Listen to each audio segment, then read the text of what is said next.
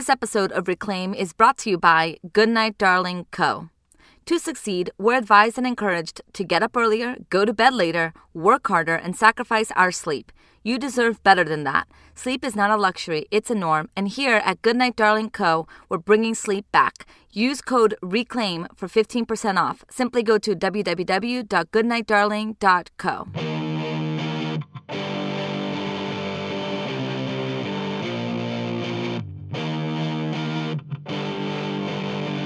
Reclaim is a podcast for women, by women, on conversations that matter, with your host, Thais Sky. Together, we will explore the questions of what does it look like to reclaim our sovereignty, our worthiness, our voices as women in this messy world. No topics are barred as we offer roundtable discussions on life, spirituality, politics, and what it means to be a woman in the modern age. Let's do this.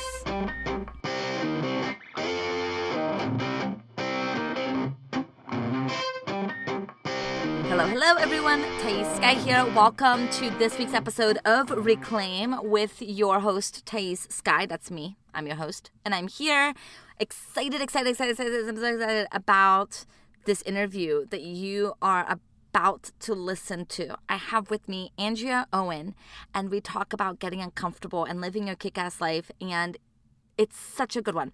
There are people that you interview in this podcasting situation where it feels like you're having a conversation, you start the record button, you continue having that conversation, you stop the record button, and you continue to have that conversation. You know what I mean? Like, Andrea is the real deal, and I do not say that just with just everyone. She's someone that I really respect in the field.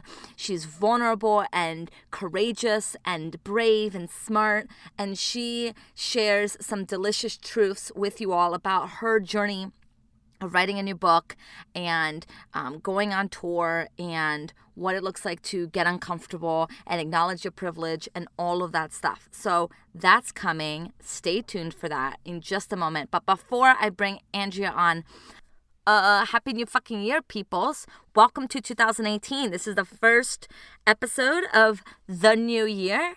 2018 is upon us. It's here. How are you feeling? Are you feeling excited?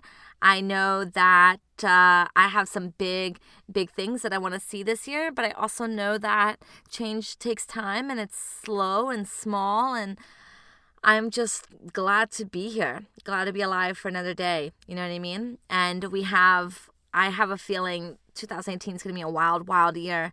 It's the master number 11 this year, and I know nothing about master numbers or numerology, but I hear that it means that it's going to be a big year, which is awesome. I guess you can Google it and find out what master number 11 means. I think astrologically speaking, it's supposed to be a big year, but in my heart of hearts, I just really have a lot of hope for humankind that we're going to start seeing some big changes culturally, towards the themes that we started to see in 2017. Hey, a girl can hope, right? I can hope. I just want to say that I have something new that I've been working behind the scenes on for quite a little while, and it's coming out next week. It's called 21 Days of Worth.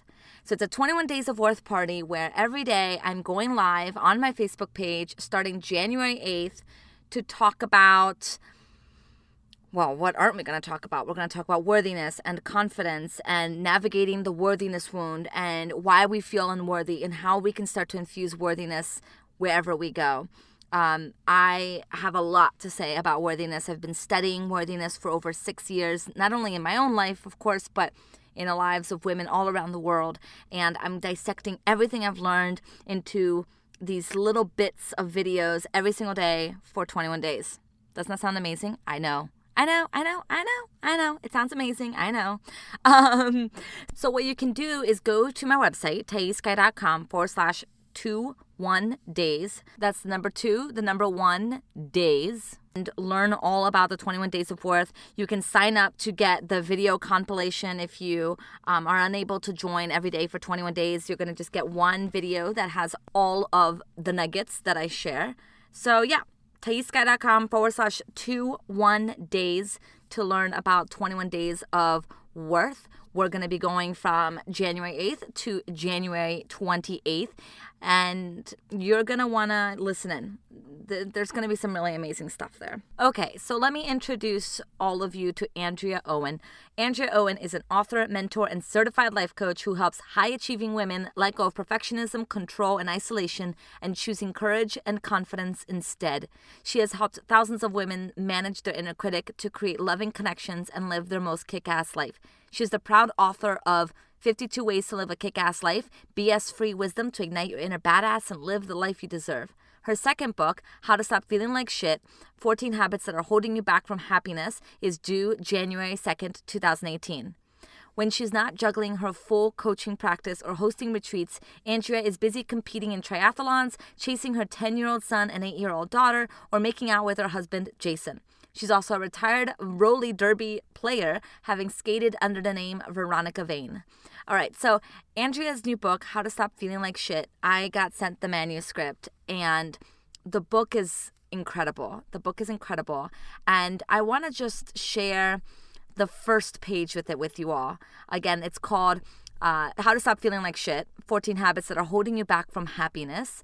It got published with Seal Press. She is going on tour, so you can go to her website, yourkickasslife.com, and find out if she's coming to a city near you. She does talk about it in an interview of a couple cities that she is going to. And the book goes out today, which is really cool that I got to be featuring her on such a big, big day. So let me just read to you a couple pages of the introduction, or a couple paragraphs, I should say. In early 2007, I found myself at my rock bottom. The man I was dating had convinced me to leave my job and my apartment to move away with him. As we were planning our move, I found out he'd lied about everything during our relationship, including fabricating a story about having cancer to cover up his drug habit. He had drained thousands of dollars from me, and that same week, I was holding a positive pregnancy test in my hand. About a month after that, as I was completely out of money, he left me. I had been conned.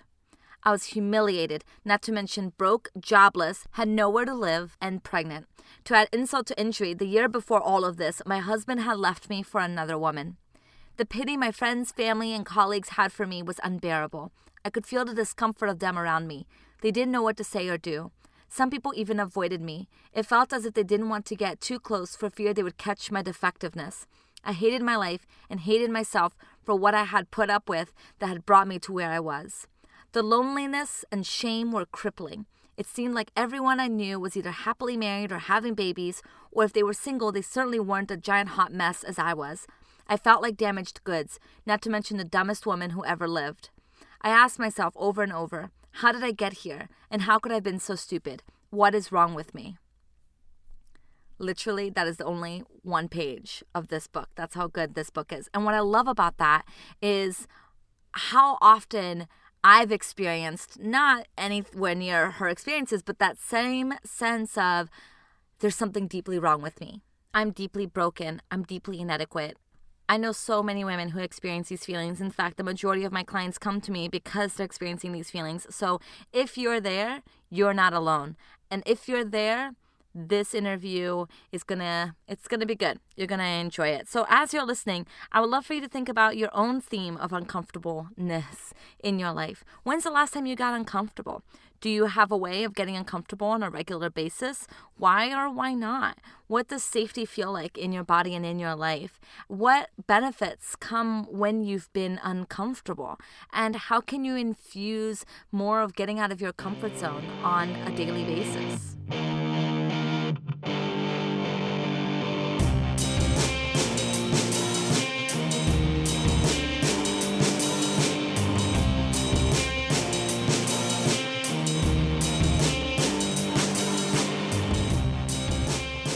Hello, Andrea. Welcome to Reclaim.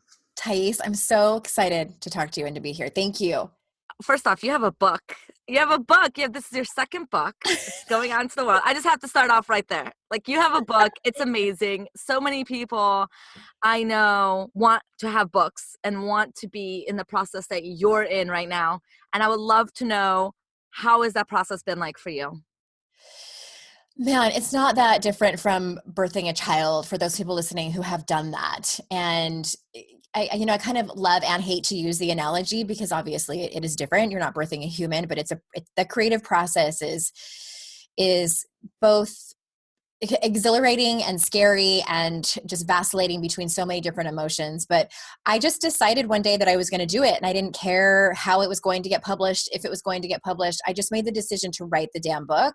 That's where it all started I got sober in 2011, and a few months later decided to just write a book and did it and was really unattached. I think that was like part of maybe why it was so great, is that I was unattached to the Yeah. outcome, and it turned out to be really good for me and my career. And then here I am doing it again. And I'll just leave with, it's scary and exciting all at the same time. Yeah. So let's dive into the scary, because that's the juicy bit, right? That's the bit. If you can, yeah, it's exciting. That's great. Let's talk about the fear. Yes. I would love to know what has been coming up for you. Where are your edges? What have you been stepping into as you navigate this fear? Well, and it's interesting to me too, because I don't know of any other authors that have talked about it in with as much depth and detail as I have to my audience. And every once in a while I'm like, should I not be talking about this? Because this is really, I'm really like opening up the wound to show everybody.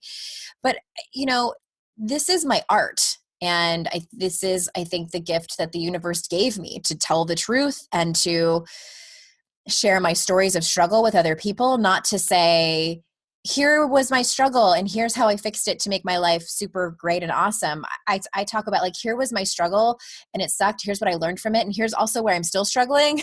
Yeah.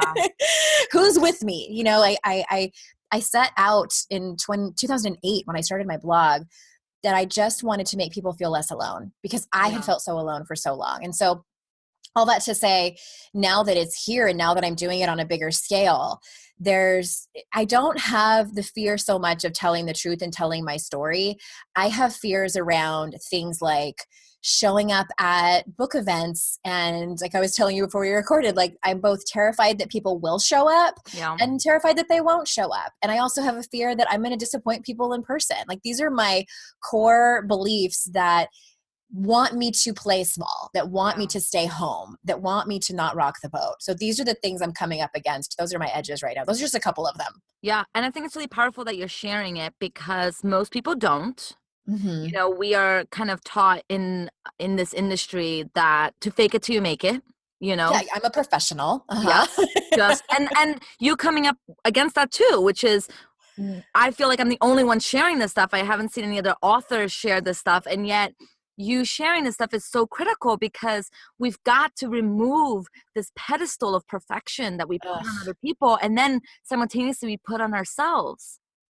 Yeah, I stopped putting people on pedestals probably around the time I wrote my first book, because I realized, like I'm still the same and people are putting me Mhm. on pedestals, and it made me really uncomfortable.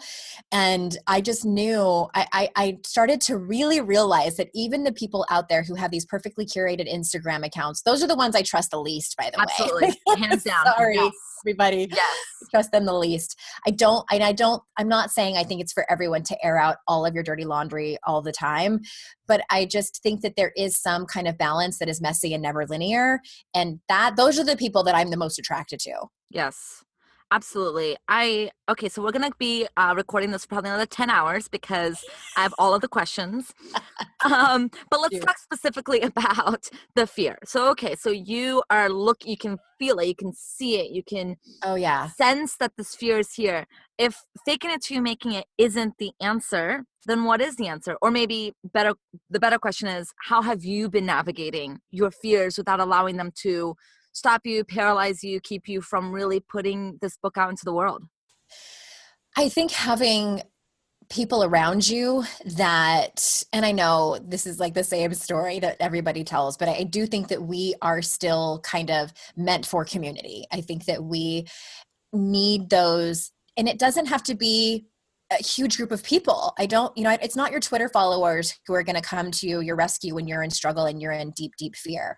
It's that handful of people that you have built a relationship with. I talk about this a lot in the book. Like it's not about, like, I don't think it's for everyone that everyone should start a blog or a podcast and talk about this publicly. I don't think it's for everyone, but it's like, who are those people who you trust enough to tell them about your fear, and your relationship can sort of bear the weight of that struggle. And it's about communication with those people and prefacing conversations with what you need and things like that. And, call it a sisterhood, call it a community, whatever it is that you want to call it. But that is, I think, has been, because you can work on your self-talk all day long, which I also believe in. Yeah. But at the end of the day, when you are in those places where you are wanting to play small and wanting to keep your mouth shut and not wanting to take action when your heart is telling you to do so, it's your people, your close-knit community that are going to be the ones to hold you up. Yeah. Just last night I had this conversation with my partner. I asked him, would I be relevant if I didn't have social media? Would anyone care about me? If I wasn't posting on Facebook all the time, if I wasn't on Instagram, would I be a relevant individual in the world? Because, our businesses are so much online. Yeah. And there is truth and validity to what we're doing. I'm not saying that there isn't, but I just had that question, that moment. And it made me realize more than ever, yes, we can have businesses that are online, but make sure that we're rooting who we are in connection with people. Yeah. Because if Facebook goes away tomorrow, yeah, it's going to devastate our businesses, and yeah, we're going to have to figure out what to do, but at least it won't shake the core of who we are. Mm-hmm. I think sometimes, I don't know if you feel this way, but I think sometimes it's easier because people say to me like, oh, you're so courageous. You're so brave for telling your stories on your podcast. And I was like, you know what? That doesn't make me feel brave. I feel it's easier for me to sit behind a computer, sit behind my microphone where nobody's there really. I'm just pushing record. Yep. Or as a writer, I think that some of us become writers because we're afraid of people. And then Absolutely. I know. There was a part of me that did. I'm like, oh, I can just write and then send it out into the world and then go hide under the covers. Yes, please.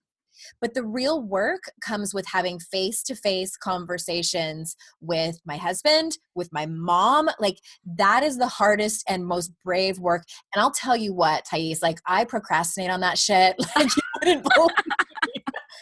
My best friend's like, did you ever talk to your mom about that thing? And I'm like, what? What thing? I don't know what you're talking about. Difficult conversation? That's not for me.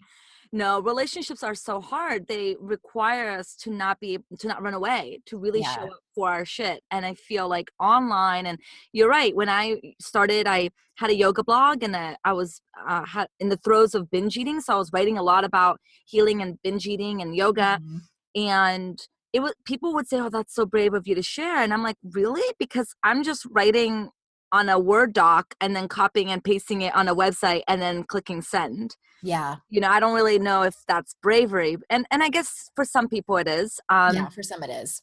But it's for that, some people that's terrifying. Yeah. Yeah. But it's that face-to-face. It's coming to terms with it, which is why you're going on a 7-city tour with your book. That means a lot of face-to-face. A lot of face-to-face. Yeah. Thanks for reminding me. Well, it's interesting because, again, it just brings up so many fears and the what ifs. And again, I have that fear of disappointing people in person. My own inner critic is like, oh, you might be one way online, but then how are you going to be on all the time? And somebody's going to be, I had a mentor a long time ago that said, the bigger reach that you have, you will eventually disappoint people. And there's been a couple people who have sent me emails long story, but somebody at my 20-year high school reunion who I didn't even know wanted to talk to me. And apparently I didn't give her enough attention, and she was not happy with me and sent me a nasty email about it. And then just recently somebody on Instagram sent me a passive aggressive private message because apparently I wasn't engaging in a private message conversation with her, and she was a stranger. And but when I get those messages, I'm crushed. I'm like, oh my God, there it is. There's evidence that I disappoint people. Yeah. Instead of looking at the entitlement of those people and things like that. But it's these types of situations that really that I feel like I am asking a lot of myself. And also I've had some of my my peers challenge me and just say, what if you let this project be as big as as it needs to be? Yeah. And maybe make it not so much about your fear and trying to control it, which I struggle with control a little bit still, and just get out of the way and say yes to things. And so that's really what I've been challenging myself to do. Hence because the last time I wrote my book, I did one city because it was easy. It was my hometown. I Yeah. knew who was going to show up, and I knew that they already loved me and cared about me. I took the easy route. Yeah. I find that, it may be different for different people, but for me, the writing or the creation of the project is the easy part. That's the enjoyable part. And the actual work lies in the expansive requirement of putting myself out into the world. Of sharing it with other people. Yes. Yes. I totally agree with that. I've said that to so many aspiring authors. I've said, especially when they're agonizing over the creative process of writing the book. And I said, in my experience, that is the easy part. The hard part is if you want to do traditional publishing, is querying agents and have them rejecting you. And then once you do finally land an agent, is when they start shopping your book, and then those rejections start coming in. That's when the real work happens. And then when you have the elation of selling your book, of then promoting the book, because then you walk into a corporation and they really only care about the bottom line. And so you're having to kind of do this like dog and pony show, and you're accountable to them. They have paid you money. And it's this weird situation, Thais, because like I went into business because I didn't want other people telling me what to do. Yes. And now here I am having people tell me what to do. I feel like, this is the part that people don't often talk about. Which is the what often feels like a uphill swim of continuing to show up for your project long after the excitement in the creative process of that project is over. Right. I wrote this book in 2016. Exactly. So how do you keep up that momentum? How do you keep up that excitement to continue to show up for the book and for yourself when the project is long gone? I really feed off of the excitement of other people, because I can get so caught up in the minutia of my to-do list. And it, like when you telling me that you're excited for me for this book, and other people, even my close colleagues who were like, I read the whole thing. I'm like, you did? Yeah. That to me is such a gift, that other people are excited. And some of my girlfriends are saying, I'm so proud of you. And I know that might sound really trite, and I wish there was a better word, but I am. Like, I take that as a gift, because there's a part of me that wants to just poo-poo that and say, oh, they have to say that because they're my friend. My own negative self-talk still likes to kick me around a little bit. And I am trying to lean into the joy of it, and the project as a whole. Again, like my mission from the beginning is just wanting to make people feel less alone, and knowing that is what I'm here to do. That's how I stay excited about it. I love that. And I love that you're able to continue to show up for your book and continue to put yourself out there while also holding the inevitable fear. I know that a lot of times people think that if they have fear, that means that they're doing it wrong. Right? Yeah. If they have fear, it means that they're not believing in themselves enough. And then how could they not believe in themselves? And they need to do more work, and they're bad and broken because they have these fears showing up. Where I hope what people can take away, if anything from this conversation, is that you can actually have fear, and that doesn't mean anything about you. Right. Most people have fear, and they're just not talking about it. I think everyone has fear that they're not talking about. And that's a whole other conversation. It just manifests in other ways. But I wish that we had different words for fear. I feel like we only just have the one, but it means different things. I think that the fear that I'm having is not, I'm not in any real danger. Like I'm really not. Yeah. But that's what fear is, right? But this fear is different, and I think it's more of a, I don't know if this is the right word, but it's more of a sacred kind of fear. Just really stepping up, and as a female in this culture, we are not typically brought up to embrace that and to step into this bigger role.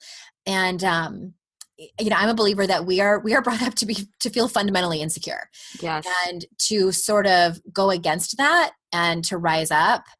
When I was a little girl, I was obsessed with the movie Firestarter, and not so much with the whole premise of the movie, but more so the images from the movie. With Drew Barrymore and I are the same age, and with fire behind her and her hair kind of flying up and the look in her eyes. And it was kind of evil, like, let's be honest, but I always that as like, yes, like I want that power. Yeah. And that was never really applauded. Yeah. So now at 42, I'm finally looking that in the eye and saying, like, I'm an Aries. I was born for this. Like, this is who I truly am. And I would like to say I'm plowing into it, but I am stepping into it. I love it. And I'm curious, what it feels like, the process of stepping into your visibility and being seen. How do you prepare for that? How do you support yourself so it's not so overwhelming? That's a good question. What I have really been doing is talking about it. Mm, I'm in a mastermind type of group of women, and we met this week, and I was debating what to bring. Is it strategy? Is it questions about this? And I just finally started blurting it out and talking about how I'm scared and how I'm stepping up, but I'm also grateful and feel so much joy. And I'm also very much dropping balls in other areas of my life. I'm also a mom of 2 elementary school age children. And I just started talking and like blurting it out to these women that I trust. And that's how I've been dealing with it, just to be seen and heard around the fear, and also be supported by other women. And also I feel that when I do that, it loses its power over me partially. And it also gives other people permission to feel the same way and to step into their power. And that was sort of like an unintended side effect that's been happening. So that's good. I love it. And I'm curious, what are your thoughts around why women have a hard time with visibility to begin with? Because it's not just you or just me or just anybody else. I mean, this is a collective, what I've seen anyway, to be a collective conundrum, which is the majority of women have a hard time being visible and taking up greater space. I'm curious your thoughts around that. I think personally, it started at a young age for me. Oh, I have so many things to say about this. Okay, first and foremost, I don't remember any real role models that I had growing up of Right. women, and particularly women in the media who Yes. were powerful, successful women who were portrayed in a good light.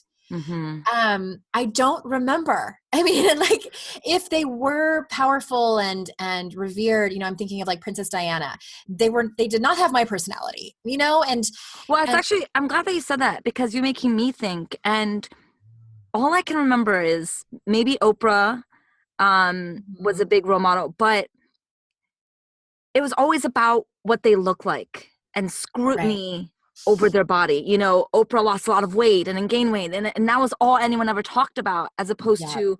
So I knew actually very little about Oprah's accomplishments and how amazing Where she came work she did. from. Right. Mhm. Or Princess Diana. I mean, I didn't know anything about her besides that she wore these lovely clothes and that she was killed. Yeah.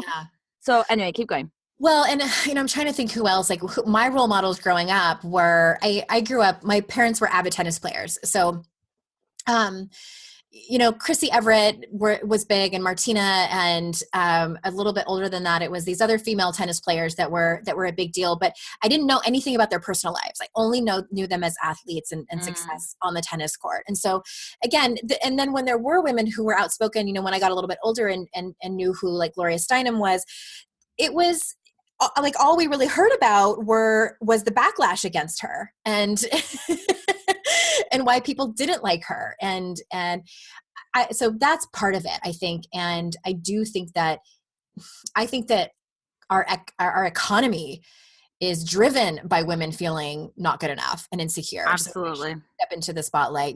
If women actually felt good enough as they are, with their age, with their body, with their appearance, with their accolades, like, I don't even know what would happen to our economy.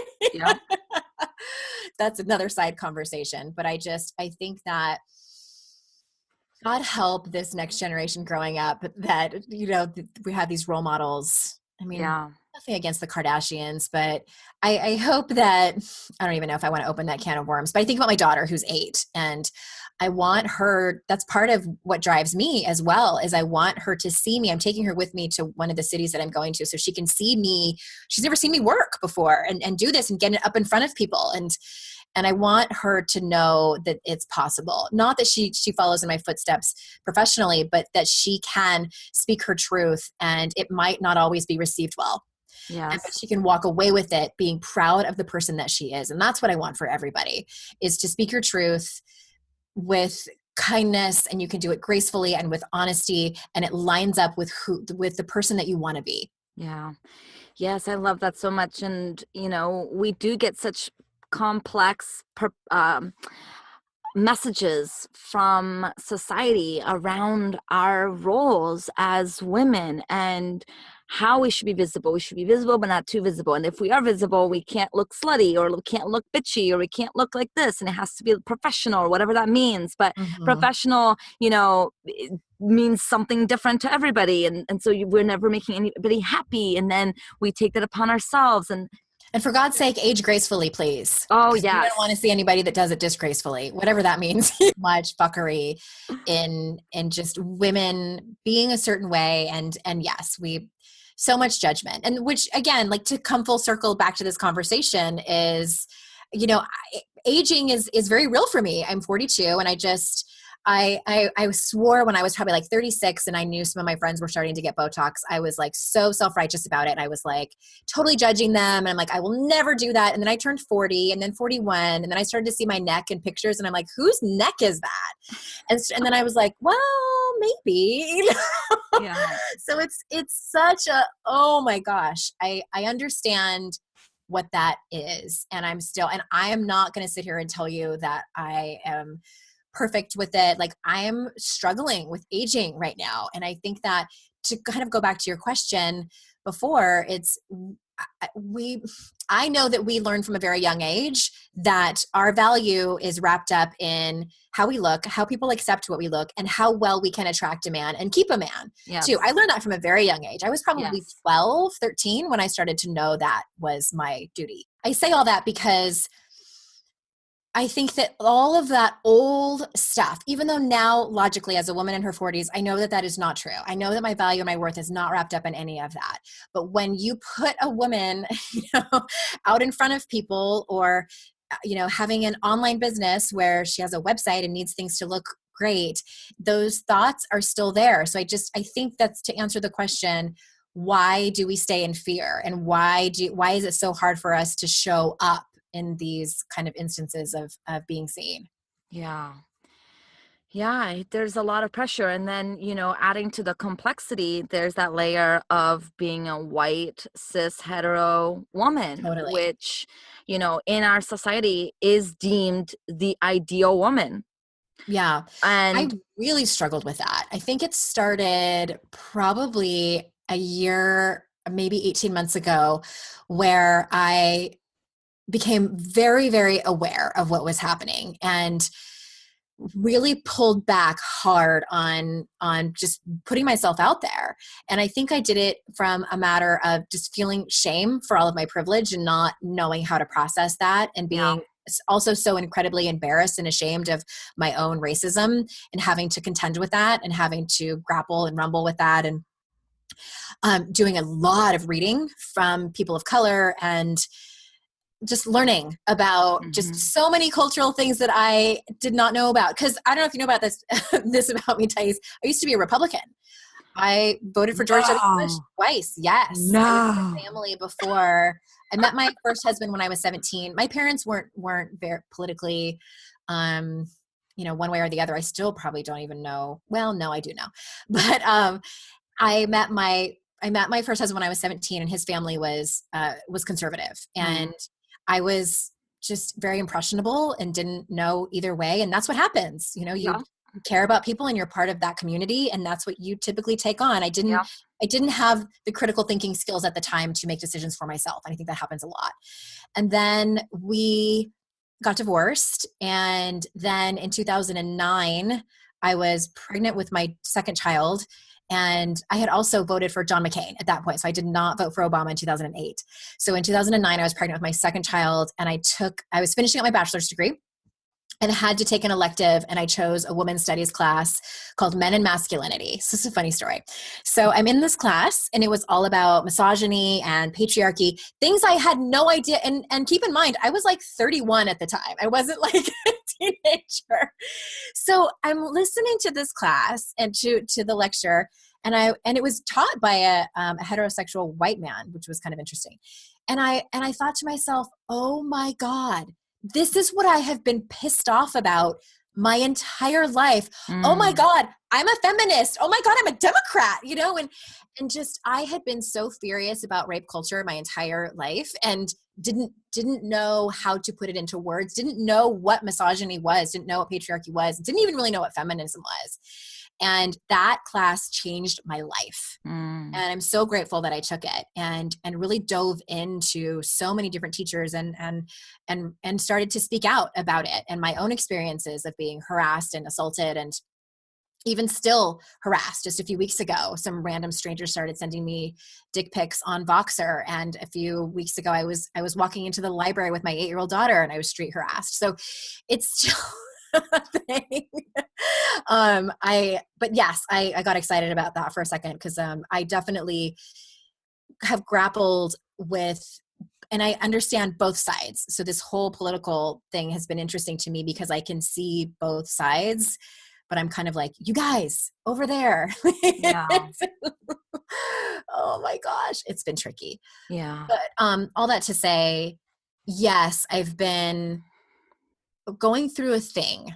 I mean, I don't know how else to say it, about feeling like my voice shouldn't matter as much because this culture has favored women like me for so long and has just rolled out the red carpet for women that look like me for our voices. And I want to give other people a chance. And at the same time, knowing in my heart that I have a message to share with whomever.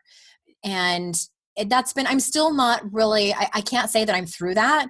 It's still something that I grapple with and struggle with, and am having conversations with people like you and with my colleagues, and still trying to figure it all out. It's a big question. And I think, as we were saying right before we started recording, I think any woman who is on the journey of dismantling their internalized, patriarchal voice and starts to understand intersectionality gets to this point of realizing that they took up this amount of space as long as they performed to societal norms.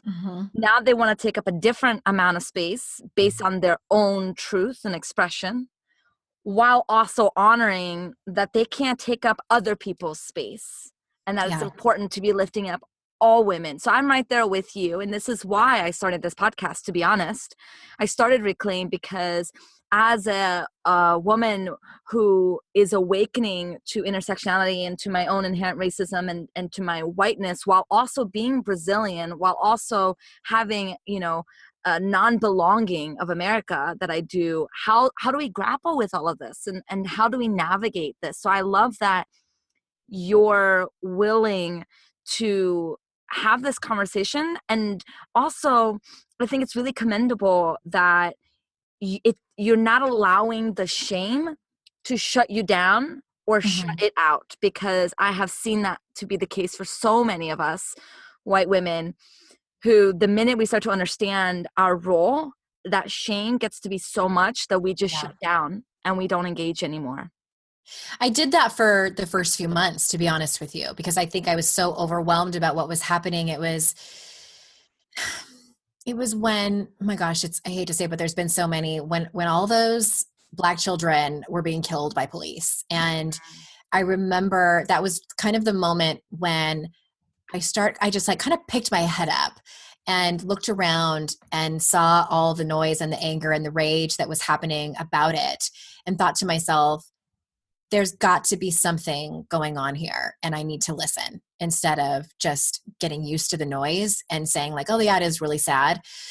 And I think that, so yes, I definitely sort of shut down, and I was really just consuming everything I could from people of color, and also looking at both sides and trying to find my place in all of it. And I lost my train of thought there because there was something else I wanted to say based on what you were talking about. I Shame, think that, shutting down. yeah, well, and I also think that, like you were saying, like I'm still trying to find my place in all this, and what does intersectionality look like for me? And I don't think it's helpful. I have to keep reminding myself, I don't think it's helpful for me to completely shut down. And Right. I think that there's a part of us that, well, for many of us, we're scared of doing it wrong, so we don't say anything at all. Right. And I also think that we've seen a lot of, personally, like I've seen some stuff, I've seen some shit go down, Yeah.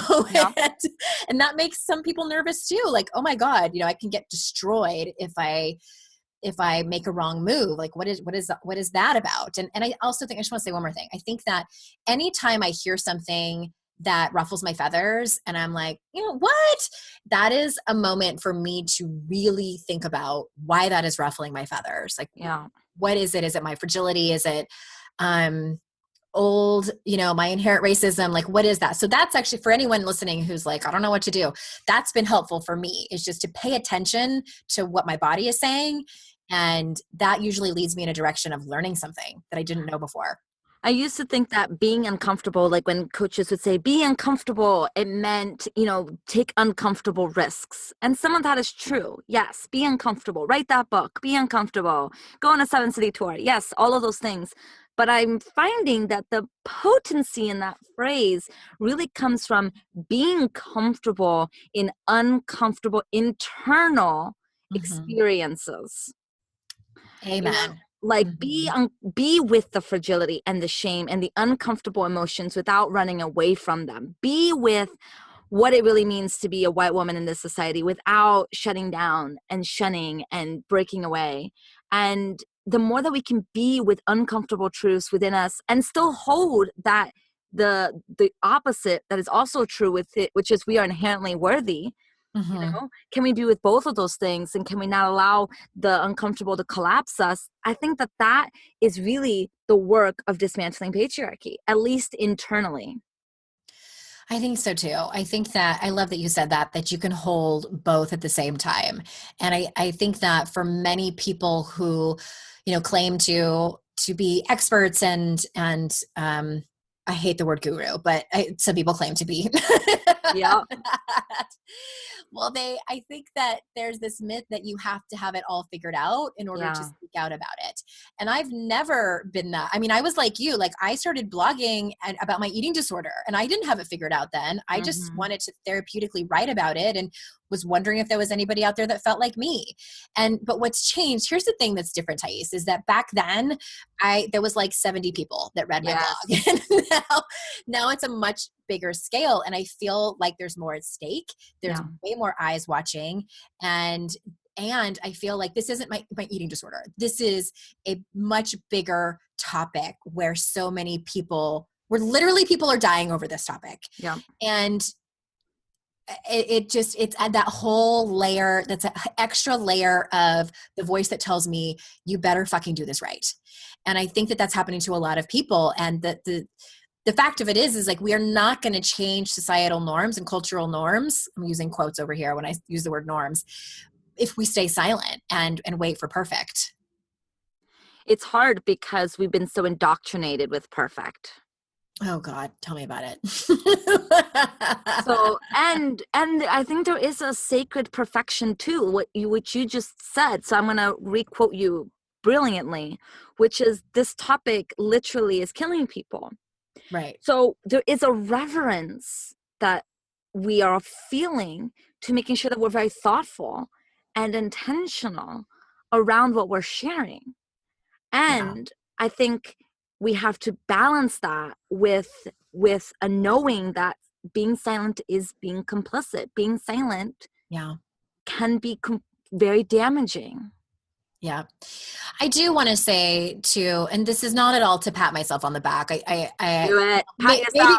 Maybe part of it is, but I do think that, and this is for anyone listening who's like, because I get people on my podcast that are like, I hear what you're saying, but I don't just know what to do. I think that some of the best work that you can do is with your immediate circle and with your family. And one of the things that I do, my son is 10, and we listen to a lot of NPR and, This American Life and TED Radio Hour. And there's been a lot about racism. And, my son is white. And as far as we know, he's heterosexual. And I have had some of the best conversations with him he has learned things about what happened during slavery and all the civil rights movement and even the things of more recent years. He knows more about that than I ever did when I was 35. And his face sometimes we'll be listening. We heard, do you ever listen to This American Life? Yes. There was a story where it was not that long ago. They were talking about the slave museum. I believe it's in Baltimore, Maryland, if I'm correct. But they were describing it's a wax museum. Slave ships and lynchings and the KKK and just these horrific things, so horrific. And they even prefaced it and said, what you're about to hear is extremely graphic and violent. And I looked at him, he's 10, he's in 4th grade. And I said, do you want to keep hearing this? And he said, yes. And so we listened to it and I was mouth hanging open, gasping at what they were describing. So we parked and we were done. And I look over at him and I was shaking and we can talk about it. We can have these conversations because this is real life. Yes. He's growing up in America where this is the reality of our country and what happened and what this country was built on. We talked over Thanksgiving about what really happened. And they bring projects home about Christopher Columbus and I'm put it in the trash. Let me tell you what really happened. So I say all this because I think some of the best work that I can do in changing this and not raising yet another white male who's unconscious is having an unconscious white male is having these conversations. And we live in the rural South, Thais. I think that he is going to be a minority when it comes to having parents who talk to him about these types of things. Absolutely. I think it's really great that you're having these conversations. I think that you're absolutely right. It's talking about this with our family. It's making sure that we're not silent, not only on online platforms, but when someone around us makes a joke that's inappropriate. And if there's anything that we can get from the Me Too movement, talking about sexual assault and sexual harassment, it's that our voices do matter and we can shift the needle, and it's got to be intersectional. And we've got to be doing that work. We've got to be getting uncomfortable. We've got to continue to use our voice. And so I love that you're going on your book tour, and I love that you wrote your book, and I love that you're having these conversations and that you're navigating these things while you're also putting your book out into the world, because I think, gosh, what a role model that you are for people to see that you don't have to do it perfectly, and yet you still have to do it. I love that. You don't have to do perfectly and you still have to do it. And that's where, people ask me all the time, where does confidence come from? I think it's a myth that you're born with it or that you can fake it till you make it. I think that it comes from doing things imperfectly and from just taking brave action and having hard, difficult conversations like this. I might listen to this recording and go and cringe and be like, I should not have said that. I said that wrong, et cetera, et cetera. But that's how confidence is built, is by doing the thing that scares you. And going out there. I know it sounds really cliche, but I think sometimes cliches are cliches because they're true. They work. Yeah, absolutely. So any final thoughts before we wrap this up? Anything else that you want to make sure our listeners know or are thinking about before we end the conversation? No, I think this has been I love that you just get to the heart of the matter. And this, I had no idea which direction this was going to go. And I think that there are so many people who are hungry to listen to two imperfect people have the conversation about race when they're, I can't speak for you, but I was about to say, I'm perfect. So speak for yourself. But I just want to say thank you for this. And I'm grateful for you. And I love what you're doing online. And you're such an inspiration for me. And I'm sure to all of your listeners. So I just want to to end this in gratitude. Thank you. Thank you. Okay, well, but real quick, tell us about your tour, what cities you're going to be in. Oh yeah, that thing. Yeah. I want to know, are you going to be in LA, please? I am. I wanted to talk to you about that after we're done recording, because yes, I'm going to actually be in San Diego doing a book signing in San Diego. That's my hometown. So come and see me and say hi and take a picture with me. And I will be in Brooklyn. So if you go to my website at yourkickasslife.com/HTSFLS, which is the acronym for the book, How to Stop Feeling Like Shit, there's an event section that'll tell you exactly where I'm going. I'm kicking it off in New York and ending in Virginia, I think. Yeah, but I'll be in Portland, San Diego, Chicago, a couple other places. Awesome. Well, I will make sure to add that link also to the show notes. Thank you so much for your brilliant wisdom. It is such an honor to have you. Thank you so much, Thais.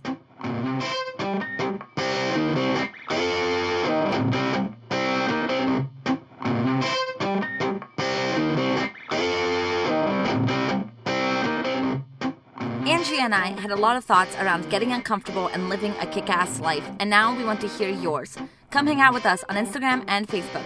You can find Andrea at Your Kick-Ass Life and me at I Am Thais Sky.